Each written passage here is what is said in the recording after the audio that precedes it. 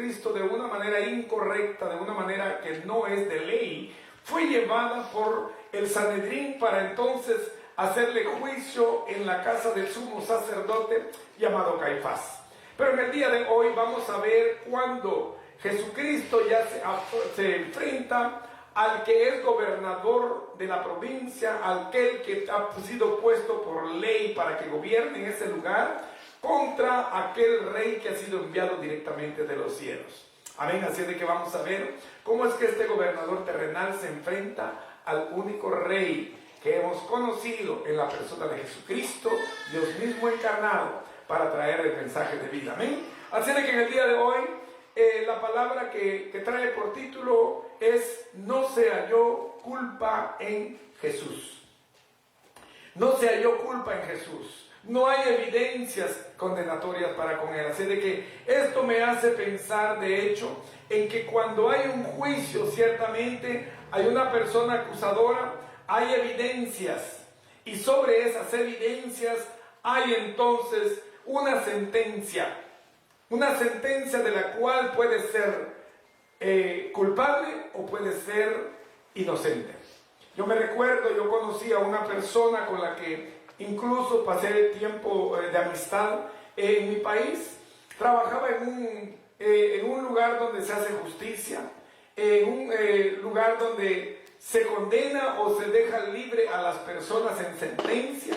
Y yo me recuerdo de que de la noche a la mañana él decidió venirse. Tiempo después me di cuenta que era huyendo que venía, porque dio por inocente al culpable y por culpable al inocente. Así de que los juicios que se levantan de manera terrenal dejan muchos deseos de que la justicia de Dios sea aplicada. Sin embargo, déjeme decirle que los juicios humanos nada tienen que ver con el juicio perfecto de Dios, que ha declarado ya en su palabra a través de Jesucristo. Amén. Así de que en el día de hoy vamos a ver cómo es que en el tema no se halló culpa en Jesús. Pero además de eso, siempre sale sentenciado, se presentan evidencias. ¿Usted se da cuenta? Nosotros en el caminar, en el transitar diario, Jesucristo dijo: el que quiera ser mi discípulo, tome su cruz y sígame. Sin embargo, en ese transitar diario, yo no sé, yo pienso que usted también lo experimenta, yo lo he experimentado, que por la cruz de Cristo, por llevar la verdad de Dios, por aplicar el evangelio a todo lugar donde vamos como testimonio de vida, siempre encontramos reveses. Siempre hay personas que la justicia no se lleva con la injusticia, que las personas que son desconocedoras de la verdad o no quieren aplicar la verdad de Dios en sus vidas o aceptarla. Siempre hay situaciones adversas, opuestas, cuando nosotros llegamos a esos lugares. Así de que la cruz de Cristo, la verdad de Cristo, la justicia de Dios a través de Cristo en su verdad, significa que usted y yo siempre vamos a encontrar oposición. Y hoy vamos a ver tres diferentes facetas, tres partes de este juicio que tuvieron que ver. Y al final la pregunta: ¿quién entonces condenó a Jesucristo? ¿Por qué Cristo fue sentenciado a muerte? ¿Por qué Cristo fue declarado culpable, llevado a una cruz, crucificado, muerto, para que entonces el plan de Dios fuera cumplido? Así de que vamos a ver cómo es que la oposición a Cristo interviene en tres diferentes partes acusadoras. Fíjese usted que en el pasado domingo nosotros vimos cómo es que el grupo religioso, el Sanedrín, comenzó con su propia mano un juicio del cual la ley de esos tiempos les impedía o les prohibía hacer. Cómo es que nosotros vimos que en aquel juicio religioso, aquellos que por envidia religiosa apresaron a Jesucristo, viendo en él evidencias, obras que hacían que Cristo fuera reconocido como un enviado del cielo. Pero la envidia religiosa, todos aquellos grupos de religiosos que tenían la autoridad en ese entonces sobre el pueblo en cuestiones religiosas y tenían influencia no solo sobre el gobierno, sino así también sobre el pueblo. ¿Cómo es que la base de este proyecto que los religiosos comenzaron viene a culminar en el cumplimiento del plan de Dios en Cristo Jesús? Amén. Así de que cuando nosotros vimos, el domingo pasado vimos cómo es que la autoridad religiosa apresando a Jesucristo en el Getsemaní, se lo llevan a la casa del sumo sacerdote Caifás. Ahí le hacen juicio presentando unas evidencias falsas, presentando testigos falsos, trayendo situaciones falsas que condenan a Jesucristo, del cual él era inocente. Así de que cuando alguien quiere cumplir un capricho, sin importar cuáles sean las evidencias, las razones, para él no tienen peso, porque ya el final está dictado y la sentencia ha sido dada antes de que el juicio comience. ¿Sí me explico? Entonces vamos a ver cómo es que un pueblo religioso, un grupo tan grande que la palabra declara que era el grupo de religiosos todos unidos. Estaban los fariseos, los saduceos, los escribas, los escritores de la palabra del Señor, y todos ellos estaban conectados, y dice la palabra, y con ellos una gran multitud. O sea, era un grupo grande que estaba en contra del plan de Dios a través de Cristo para que se fuera cumplido. Vamos a ver cómo es que aquellos religiosos, después de haber presentado evidencias que no eran ciertas, después de haber presentado a testigos que hablaron solamente por influencia de estos religiosos, dando testimonio falso para que Cristo fuera condenado. De un Anás, de un Caifás, que dice, se dan cuenta alguaciles, él mismo se ha condenado, dándose a conocer que él mismo es el Hijo de Dios enviado del cielo. Pero ¿cómo es que este grupo de religiosos tiene también dentro de sí personas que no tienen corazones nobles? Dicen seguir el amor de Dios, pero ellos mismos, el grupo mismo de ellos, ocultas a Jesucristo. Algunos de ellos incluso le escupían el rostro, otros le daban de puñetazos, otros le daban de bofetadas, se burlaban con él diciéndole, si eres realmente el Hijo de Dios, profetiza quién te golpeó. Y como Jesucristo, que no abrió su boca, como la palabra del Señor da evidencia que desde años atrás ya había sido declarado de que Cristo como oveja iba a ser llevado al matadero, y que no abrió su boca por amor a usted y a mí. ¿Cómo es que cada una de las profecías que ya habían sido declaradas por Cristo estaban siendo en ese momento encarnadas en Él? Y aquellos ciegos religiosos no veían porque no abrían sus ojos espirituales a la verdad que el reino de los cielos les había enviado.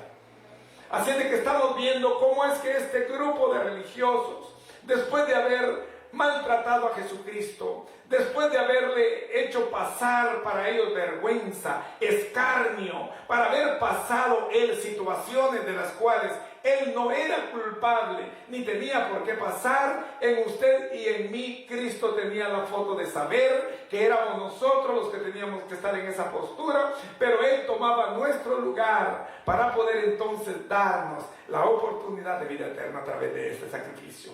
Amén. Así de que aquellos religiosos que llevaron juicio, déjeme decirle que hicieron su propio juicio.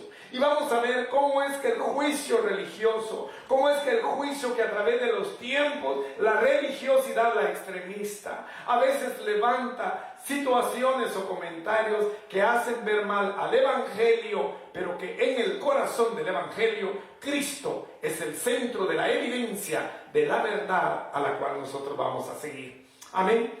Así de que vamos a ver cómo es que entonces este juicio, después de haber sido pasado por aquel grupo al cual Cristo venía a abrirle los ojos, pero ellos no pudieron abrir sus ojos. No era cuestión de que ellos lo tuvieran que hacer, porque en el plan perfecto de Dios, déjeme decirle que tenía que ser la ceguera de ellos la que daría entrada a nosotros como pueblo gentil, que no éramos parte del proyecto inicial de Dios a través de su pueblo escogido. Amén. Así de que entramos después a la lectura que nosotros hemos tenido. Pasó Jesucristo ya por el concepto religioso. Jesucristo no fue aceptado. A Jesucristo la envidia religiosa lo hizo ver mal ante la ley, porque ellos pensaban que les usurpaban un lugar de mentira que ellos tenían que ocupar. Y la mentira, la envidia, siempre han sido contrarios a la verdad que Dios ha querido traer a la tierra para que nosotros abramos nuestros ojos espirituales y veamos su verdad. Amén. Así de que en la lectura que nosotros hemos tenido, hay un juicio que Jesucristo tiene que enfrentar para dar seguimiento a un programa que ya Dios tiene preparado. O sea, el hecho de que los religiosos tuvieran antes a Cristo para después llevárselo a los gentiles, que eran la representación en los romanos, déjeme decirle que no era casualidad. No era el hecho de que ellos no encontraron la evidencia o no pudieron condenarlo porque la ley les prohibía matar a los hombres. Y es llevado entonces al pueblo gentil que tenía el derecho por ley para poder hacer lo que en el corazón de ellos estaba que se hiciera con Cristo. Amén. Así de que vamos a ver cómo es que entonces Jesucristo es presentado a Pilato. La lectura que nosotros tuvimos es el rey de la tierra enfrentando al gobernador terrenal, a alguien que le ha sido dado una autoridad porque el cielo se la ha delegado. No porque la haya ganado por sí mismo, sino porque el cielo lo puso como instrumento. Vea usted la importancia. El cielo lo puso como instrumento para que se cumpliera todo lo que Dios ya había preparado dentro de su plan. Amén. Así de que en este versículo 33 que nosotros hemos leído, la palabra del Señor dice: entonces Pilato volvió a entrar en el pretorio, llamó a Jesús y le dijo: ¿eres tú el rey de los judíos? Vea usted la importancia, la ceguera, el desconocimiento. ¿Cómo es que un gentil que no había oído de Jesús, no sabía de él, pero tenía una pregunta curiosa? Sabía que había algo especial en Jesucristo. Sabía que Jesucristo era alguien especial, por lo cual era llevado por los judíos. Y la pregunta: ¿eres tú el rey de los judíos? Pregunta que hasta el día de hoy sigue pregonando. Usted se da cuenta, la mayoría de personas, de habitantes en Israel, en Jerusalén, en lo que es el pueblo de Dios, la niña de los ojos de Dios aún duda, y la mayoría de ellos está todavía en espera de alguien que para ellos está por venir, y no saben que el que viene ciertamente viene ya con una vestidura diferente, porque aquel que estamos viendo en este momento, déjeme decirle que en ese momento vino como un cordero de amor, como un cordero a entregar el amor de Dios a nosotros, como un cordero que vino y entregó el mensaje de vida que Dios enviaba a través de él, pero después de haber cumplido esa parte de su vida, esa primera venida en la cual usted y yo hemos sido premiados, porque ha venido el tiempo de gracia a nosotros, pero después de eso, después de partir, después de ver la finalización de toda esta semana, Jesucristo ya no vendrá ciertamente como vino en la primera vez, como un cordero de amor. No viene a entregarse en sacrificio, sino la palabra declara en el libro de Apocalipsis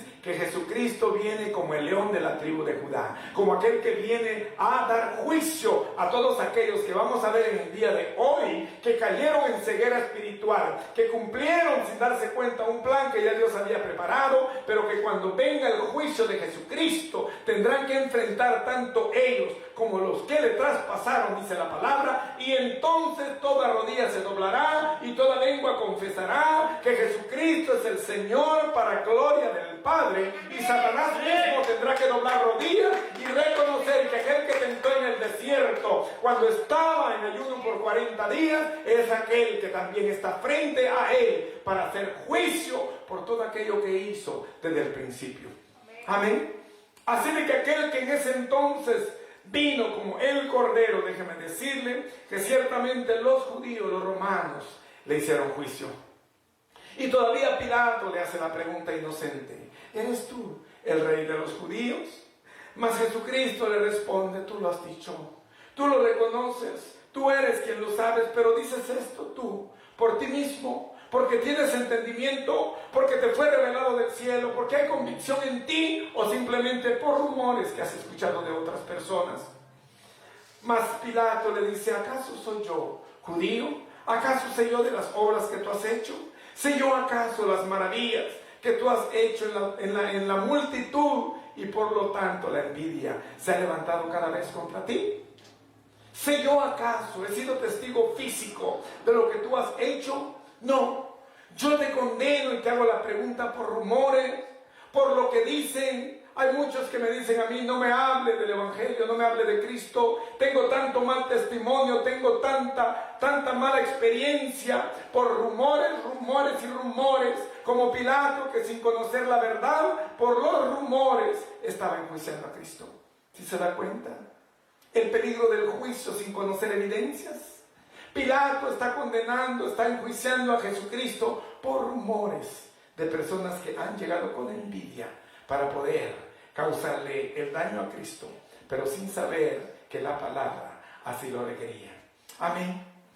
Pero estos rumores, déjeme decirle que son rumores que eran para cumplimiento, porque fueron rumores que se levantaron para que la palabra de Dios tuviera vida. Porque si no hay vida, no hay florecimiento, no hay cumplimiento. Lo que no tiene vida no trae nada de desarrollo. Porque lo muerto queda muerto, pero lo que da vida es aquello que trae desarrollo y evidencia de que hay prueba y vida en él. Amén. Así de que un Pilato que por desconocimiento está llevando a juicio a aquel hombre que el pueblo no quiere.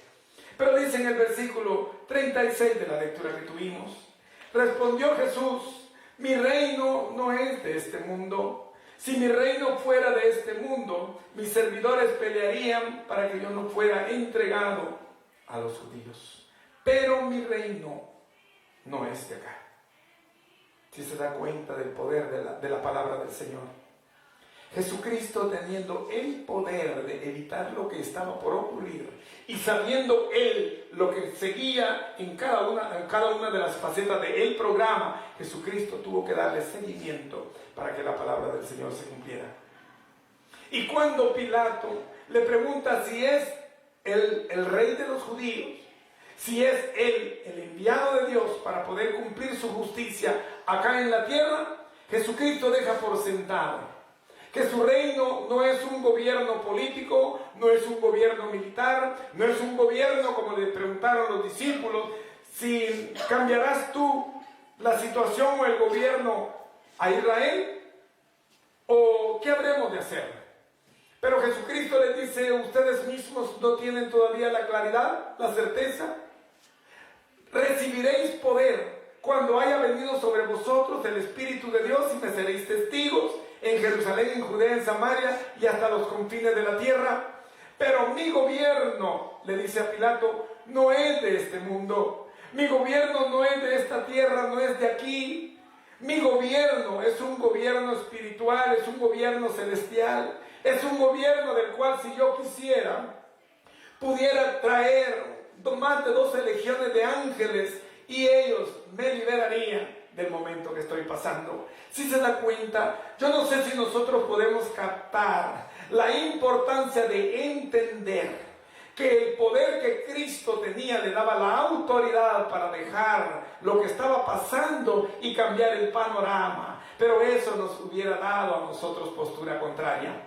Si Él hubiera cambiado el panorama, nosotros entonces hubiésemos sido puestos en el lugar que Él mismo estaba tomando. ¿Sí se da cuenta? Jesucristo sabía todo lo que había ocurrido y lo que estaba por ocurrir, pero no quería cambiar un plan que ya había sido asignado. No quería cambiar un plan en el cual usted y yo salíamos victoriosos. Porque si Él cambiaba su postura, entonces la humanidad tenía que caer en el lugar que Él estaba ocupando en ese momento. Amén. Así de que Jesucristo le dice, mi reino no es de este mundo. Mi reino no es de aquí. Ciertamente yo soy el rey de los judíos. Tú lo has dicho, la gente lo ha dado por evidencia, porque todo lo que he hecho es un reinado que no depende de medicina, no depende de médicos que han recibido grandes reconocimientos, no depende de obras humanas, sino depende de la postura, de la mano del cielo directamente puesto en la necesidad para poder resolver las situaciones que se han presentado. Es por eso que las evidencias que yo doy, le dice Jesucristo, no son evidencias materiales, no son evidencias terrenales, no es cuestión de que agarre hierbas y las ponga sobre el enfermo, no. Han dado evidencia de que yo he sido enviado directamente de las partes altas con un poder superior a lo que todos los humanos pueden tener acá en la tierra. Así de que Jesucristo le dice al gobernador Pilato, no, mi reino no es de este mundo, mi reino no es de aquí, porque mi reino tiene un poder mayor, porque mi reino está sobre los reinos de esta tierra. Amén. Pero vea lo que dice en el versículo 37 de la lectura que nosotros hemos tenido. Le dijo entonces Pilato, luego, ¿eres tu rey? Respondió Jesús, tú dices que yo soy rey. Yo para esto he nacido y para esto he venido al mundo, para dar testimonio a la verdad. Todo aquel que es de la verdad, oye mi voz. ¿Sí se da cuenta la importancia que es escuchar a Jesús? En otras porciones Jesucristo dice, mis ovejas me conocen y me oyen. Mis ovejas oyen mi voz y me conocen y me siguen. O sea, la voz de Jesús es la voz única en la cual nosotros tenemos que centrar nuestra postura. Si nosotros abrimos nuestro oído a la voz de Cristo, déjeme decirle que encontramos dirección. Pero vea usted el plan de Dios traído a través de Cristo Jesús, y aquel que nació en un pesebre, aquel que muchos levantan a las 12 de la noche porque dicen que ya está creciendo. ¿Cómo es que cada una de las cosas encajan de una manera perfecta en un plan de Dios que ha hecho nacer en cuerpo, Él mismo venido a la tierra, ha hecho nacer a un niño que de una manera tan humilde, para poder comenzar como rey acá en la tierra, da evidencia de que aquel que nació noble, ciertamente había sido ya llamado para ser parte del reinado de los cielos. Amén.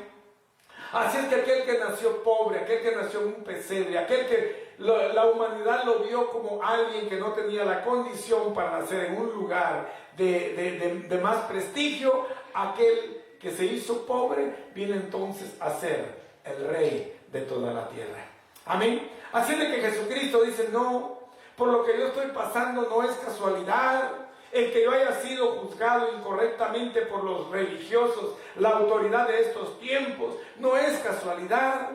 Yo para esto he nacido. Yo tengo conocimiento de lo que está por venir y de todo lo que ha pasado. Yo mismo he escrito y soy la evidencia de lo escrito. Porque la palabra, las escrituras dan evidencia de mí. Yo mismo he escrito aquello que está escrito acerca de mí. Yo para esto he nacido, para esto yo he venido al mundo, para dar testimonio a la verdad.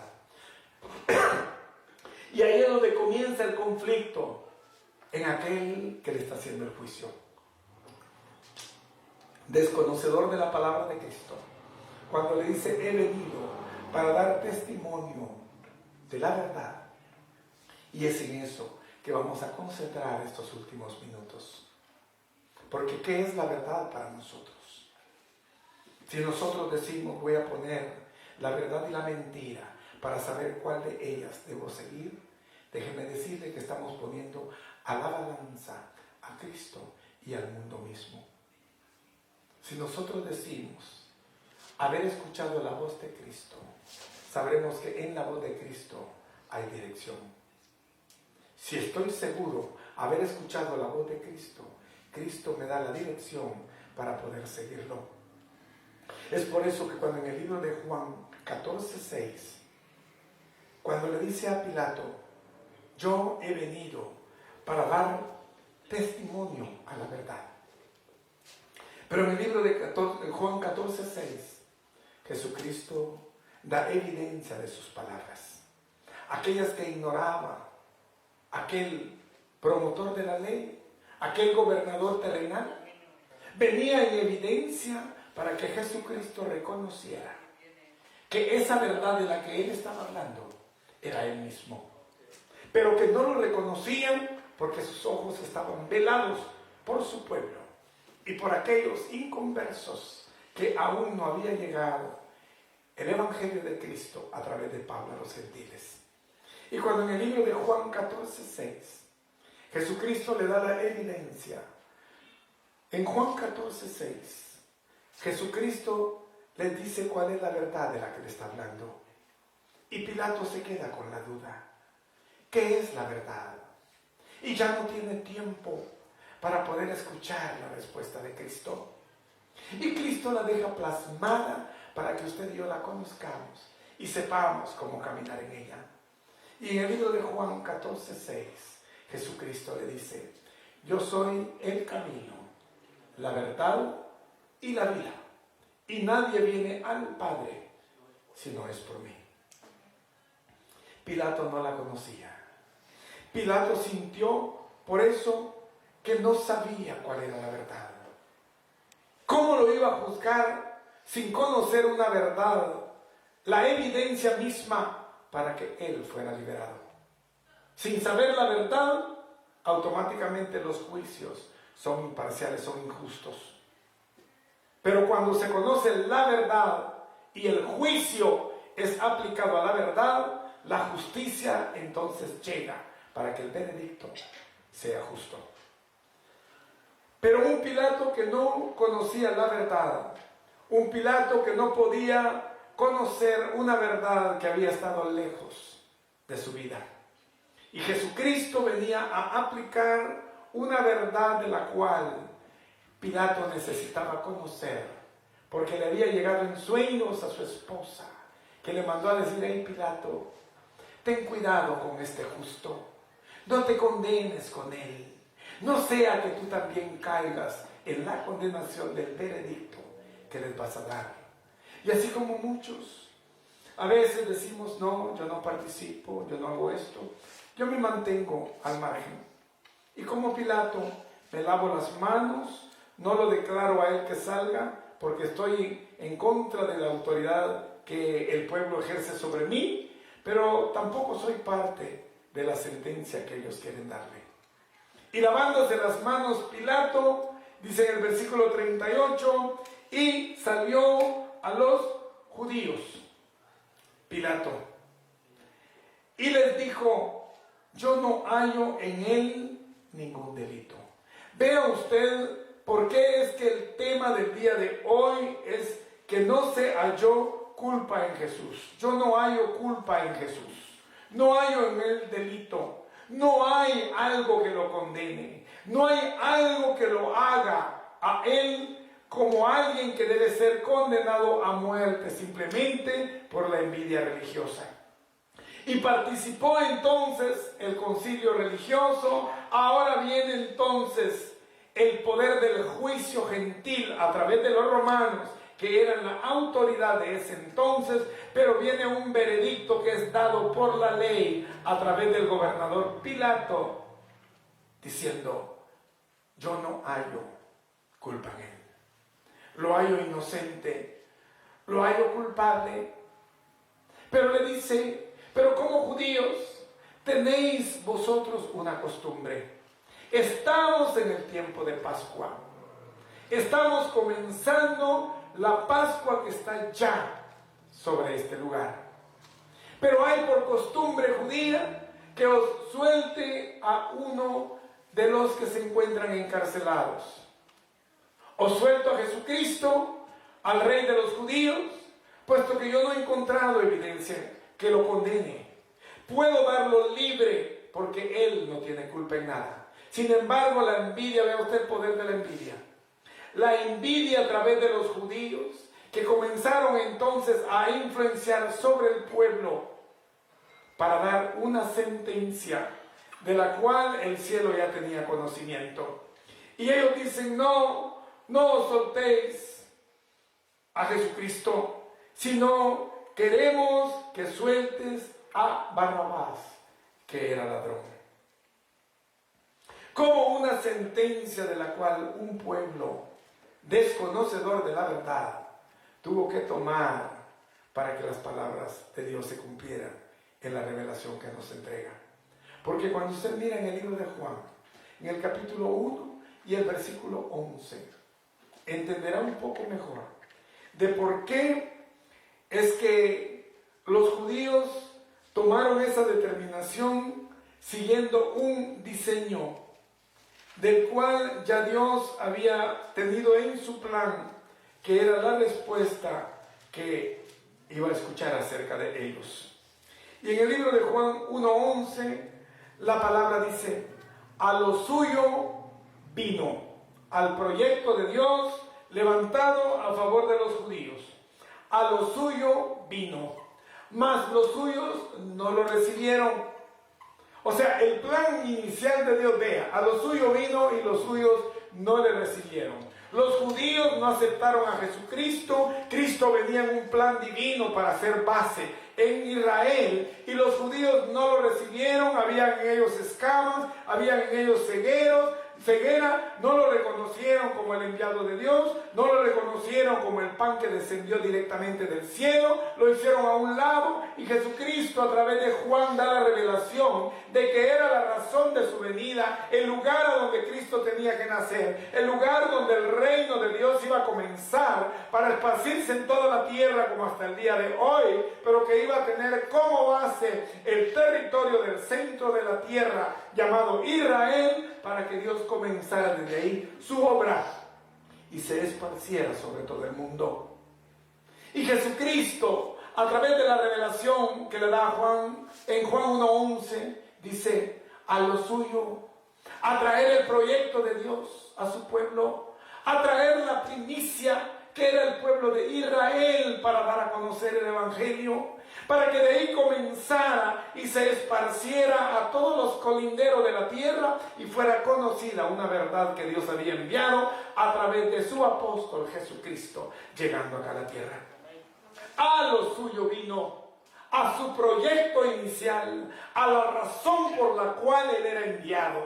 A lo suyo vino, mas los suyos no lo recibieron, no lo aceptaron, no le dieron la bienvenida, no reconocieron el tiempo de la visitación del reino de Dios a través de Cristo Jesús, un Mesías que ya llegó, un Mesías que cumplió el propósito, un Mesías que ya se fue, un Mesías que está por venir, un Mesías que no reconocerán, porque aquellos que lo traspasaron tendrán que verlo, porque así como sale el sol, dice la palabra, de que es visto del oriente hasta el occidente, asimismo será el día de la venida del Hijo del Hombre, para que todo aquel que lo traspasó reconozca que aquel que vieron en la cruz, aquel que le cruzaron la lanza en su costado, es aquel que mirarán ciertamente en los cielos, trayendo justicia de Dios, como el león de la tribu de Judá de esos tiempos. A lo suyo vino, mas los suyos no le recibieron, y puesto que ellos no lo recibieron, usted y yo no teníamos ese privilegio, porque no éramos parte de los suyos. Pero bendito Dios, porque en el mismo Juan, en el siguiente versículo, en Juan 1:12, dice que usted y yo sí teníamos los ojos abiertos. Aquellos que tenían los ojos cerrados no lo recibieron, pero usted y yo, como gentiles, teníamos los ojos puestos en la verdad que es Cristo Jesús. Y dice más: a los que le recibieron, le dio potestad de ser hechos hijos de Dios. O sea, hechos, no es cuestión de pregonar, no es cuestión de que los hicieron, no. Fueron hechos por Dios mismo a través de Cristo Jesús, y ahora en su sangre usted y yo hemos sido adoptados como hijos de Dios. Amén. Así de que la ceguera de ese pueblo, déjeme decirle, que nos dio el privilegio de ser entonces reconocidos como aquellos a los cuales Dios iba a aceptar dentro de su plan. Pero ¿por qué es que hasta el día de hoy el pueblo de Israel sigue padeciendo por generaciones? Vea usted la importancia. Si nosotros damos palabras de vida a nuestros hijos y a nuestras generaciones, nuestros hijos la recibirán, porque el cielo nunca se equivoca. El cielo nunca deja palabras sin ponerle cuidado.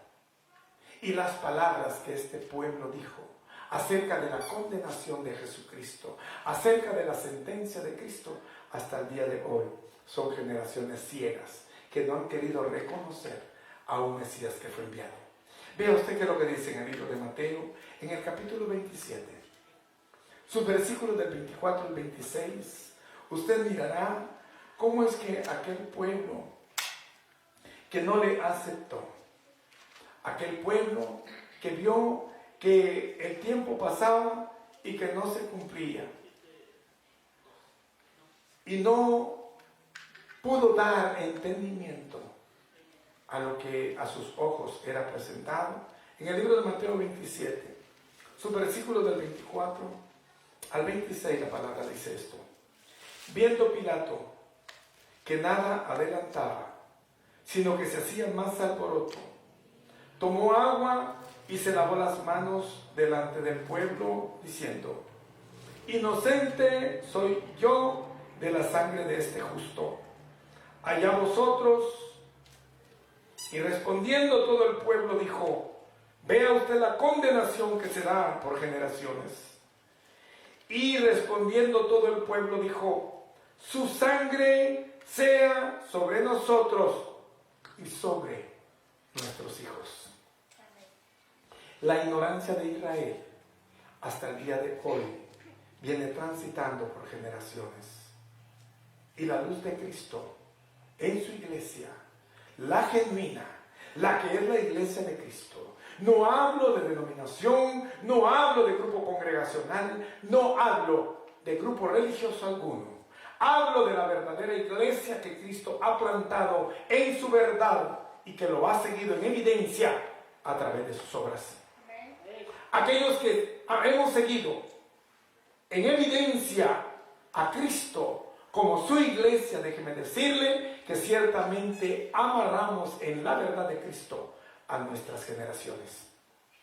Pero hubo un pueblo que condenó a sus generaciones diciendo: crucificadle, crucificadle. Él es culpable por mi envidia y él tiene que pagar para que yo me sienta bien, para que me sienta yo liberado de una envidia que siento hasta que lo vea muerto a él. Y dijo: crucificarle y que la sangre de él caiga sobre nosotros y sobre nuestros hijos. Pero sin saberlo, que esa sentencia de los judíos iba a traer condenación a sus generaciones. ¿Cómo entonces vemos el juicio que le fue levantado a Cristo? Si fue levantado al inicio por unos religiosos que sin presentar evidencias reales, sin llevar testigos que fueran verdaderos, levantaron falsos testimonios para poder condenar al justo. ¿Cree usted que Cristo no hubiera tenido el poder para presentar evidencias y quedar absuelto, quedar libre? Un grupo que buscaba condenarlo por envidia.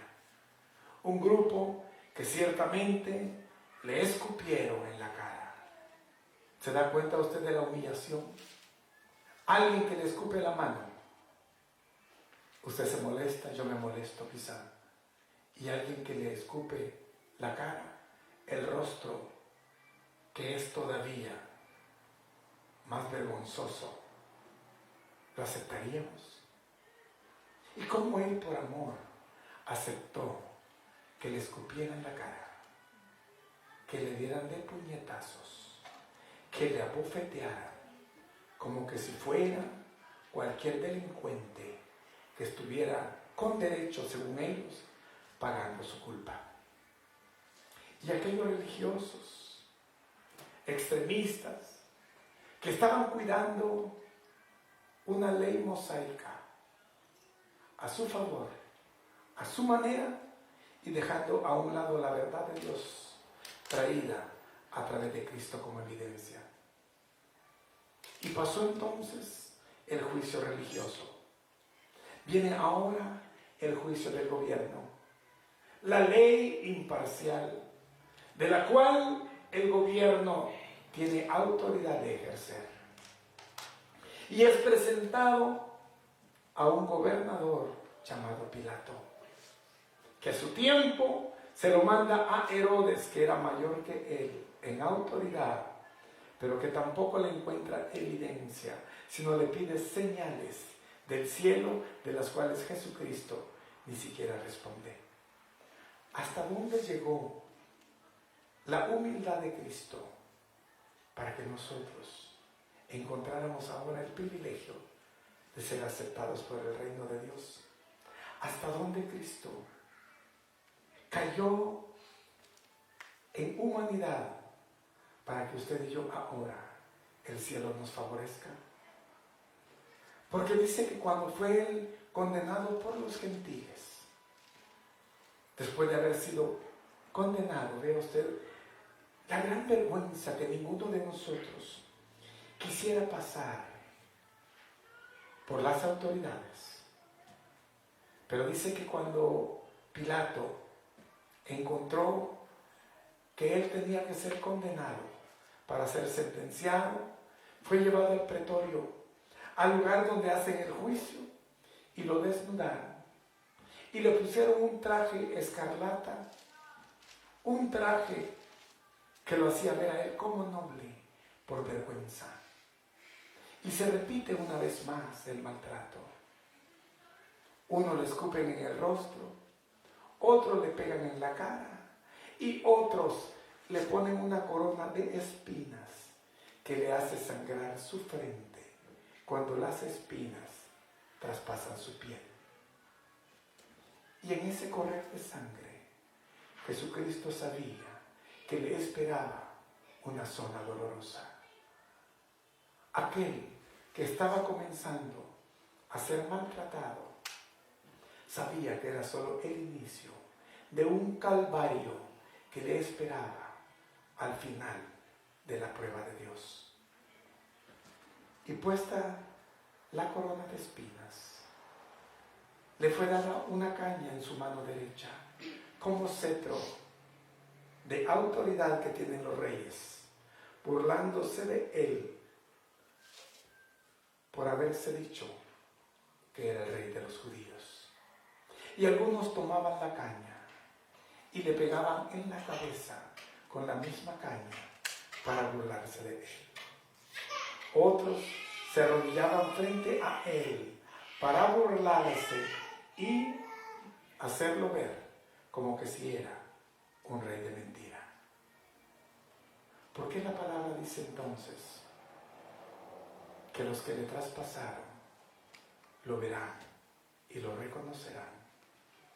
Y aquellas rodillas que se doblaron de mentira tendrán que doblarse de verdad, con el reconocimiento de que de aquel que se burlaron, que de aquel que le pusieron un manto escarlata, un manto púrpura azul, que era de nobleza, aquellos que le pegaron con una caña en la cabeza, aquellos que tomaron látigos con pedazos de metal para poder hacerle escarnio, para poder sacar parte de su piel, siempre que lo golpeaban y le jalaban la piel para hacerle pedazos su cuerpo, todos ellos están esperando en el banquillo de los acusados. ¿Por qué es que nosotros tenemos que dar buena evidencia? ¿Por qué llegar a la iglesia es cuestión de reverencia y verdad?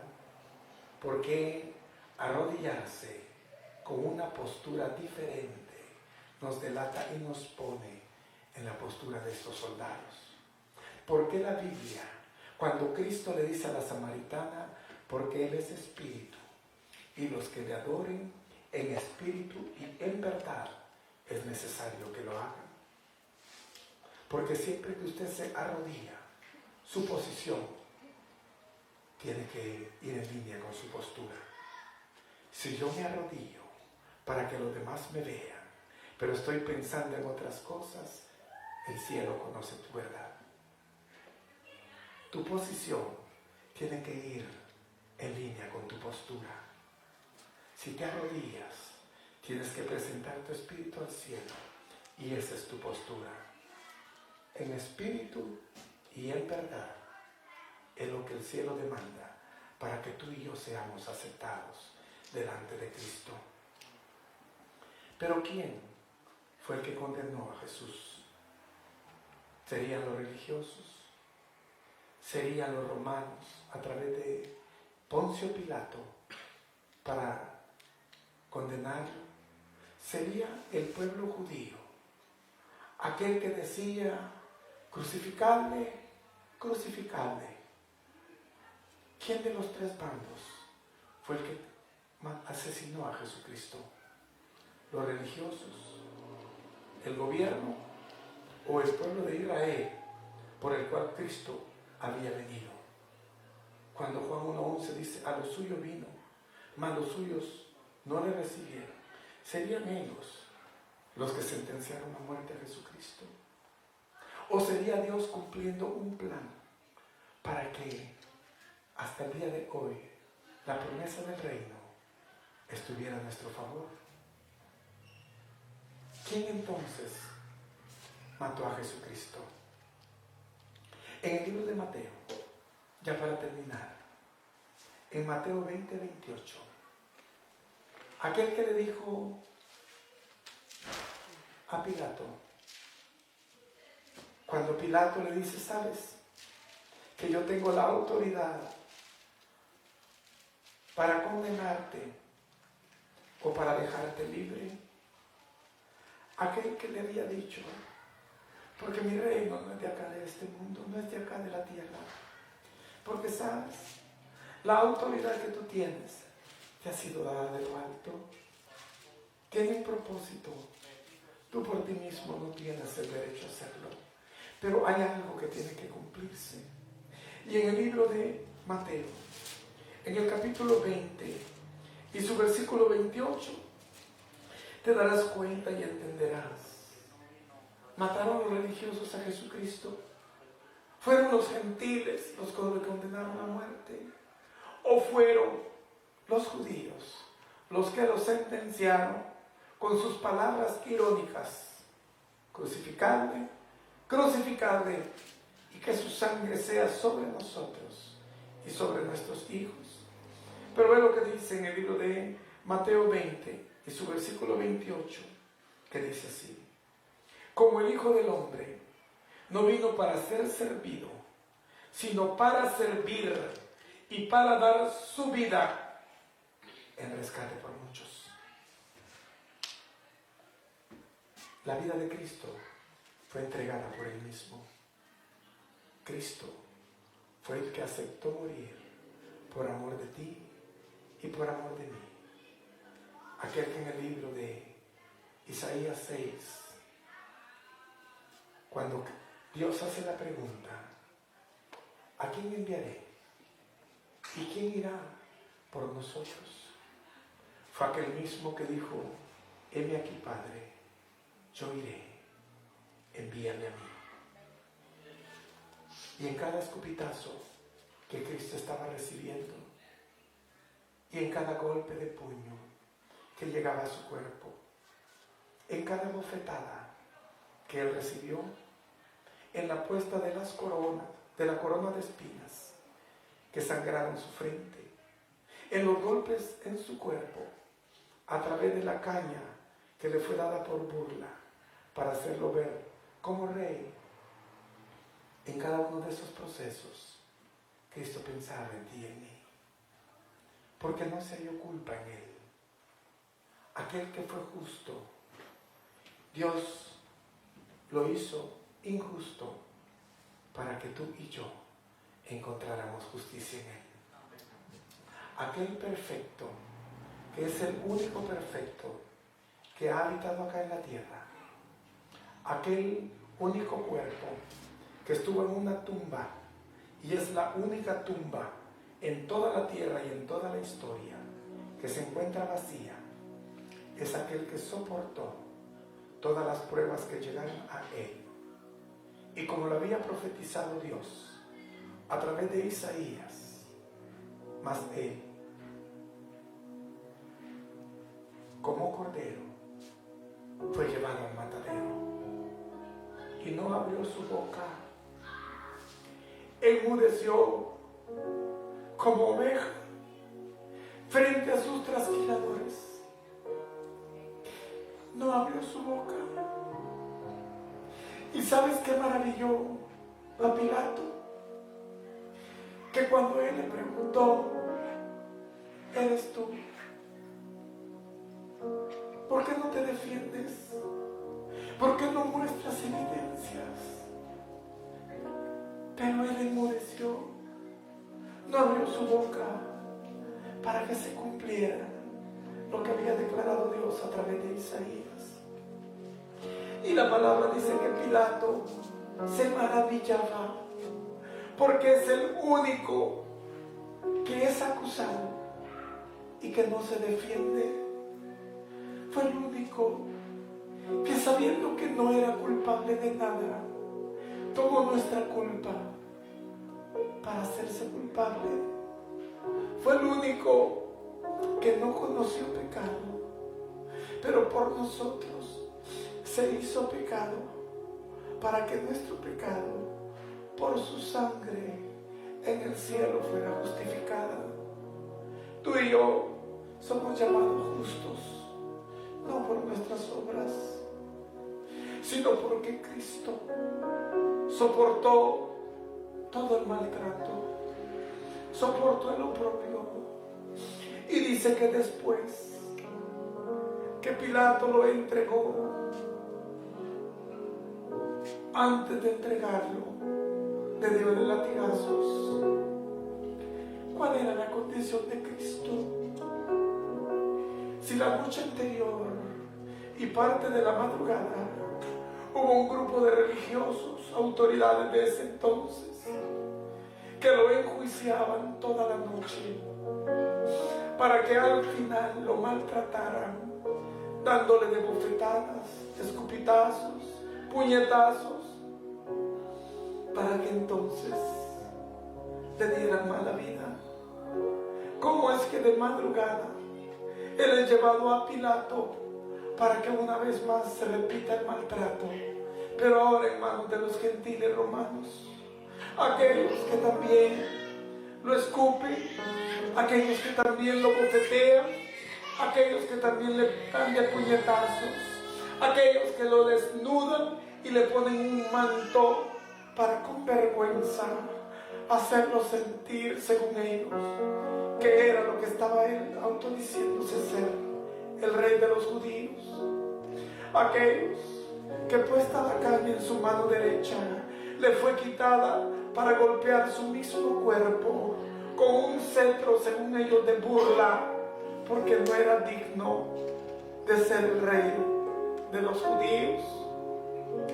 Aquel que aceptó todo por amor a ti y a mí, aquel que vino como cordero a morir, a ser trasquilado, a ser maltratado, a con debilidad al día siguiente ser llevado al Gólgota, al lugar de la calavera, para ser entonces crucificado, para cargar una cruz que eras tú y yo en el pecado, para poder entonces ser condenado por tus culpas y las mías.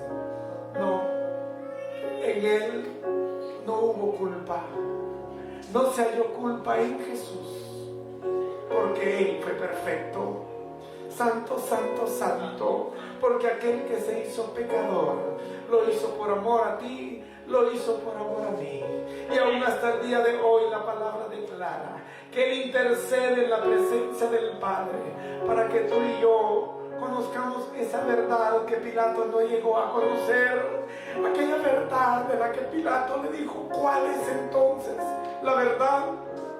Es la verdad que Cristo trae, pero esa verdad solo sus discípulos la escuchan, porque todo aquel que camina en la verdad camina en Cristo. Pero si tú no escuchas la verdad, no puedes caminar en Cristo. Oh, me está yendo mal, no me importa esto, no me importa lo otro del reino, porque no escucho la voz de Cristo. Pero tú pon tu mirada en el cielo, abre tu oído a Cristo, para que Cristo te hable a ti de manera personal y te direccione, para que el sacrificio de Cristo en ti tenga el suficiente valor para poder reconocer que aquel que fue maltratado por mi causa me ha dado el derecho a que en el día de hoy yo tenga vida. Amén. Quiero invitarte, amado pueblo, a que te pongas de pie en esta hora. En el día de hoy mucha gente celebra cosas, sigue solamente modelos que le han sido ya enseñados, pero sin conocer la verdad de Dios. Aquellos que le recibieron, como en el día de hoy, entrando a Jerusalén triunfante, porque era el inicio de una semana de cumplimiento. Aquellos que gritaban, oh, sana al Hijo de David, gloria a Dios en las alturas, gloria en los cielos, fueron aquellos mismos que 5 días después, el día viernes, con sus palabras lo condenaban diciendo, sacrifícalo, sacrifícalo. En nuestros labios se mantenga el júbilo de la entrada de Cristo a nuestras vidas y no palabras que lo condenen por procesos que tengamos que pasar. Amén.